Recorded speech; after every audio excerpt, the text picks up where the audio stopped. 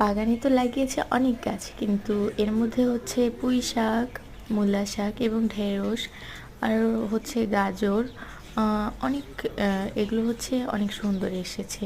আর হচ্ছে পুঁই শাকটা অনেক ভালো লাগছে দেখতে, অনেক সুন্দর হয়েছে। আর অলরেডি মূলাও হয়ে গেছে গাছের নিচে, আর বড় বড় মূলা হয়ে গিয়েছে।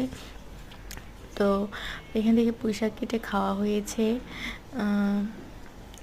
এখানে হচ্ছে ঢেঁড়স, এই ঢেঁড়স গাছ থেকে অনেক ঢেঁড়স তুলে নেওয়া হয়েছে।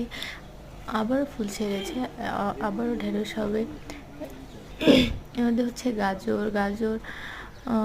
গাজর ভালো হয়েছে। লেবু গাছ, এটা তো হচ্ছে দেখিয়েছি আগের ভিডিওতে। এখন অনেক সুন্দর সুন্দর লেবু হয়েছে, অনেক বড় বড় কাগজি লেবু হয়েছে। লেবু মানে অনেক রস আলো লেবু এগুলো। গাছটা হচ্ছে খুব তাড়াতাড়ি বড় হয়ে গিয়েছে এবং ফলও ধরে গিয়েছে, খুব তাড়াতাড়ি হয়ে গিয়েছে, মাশাআল্লাহ।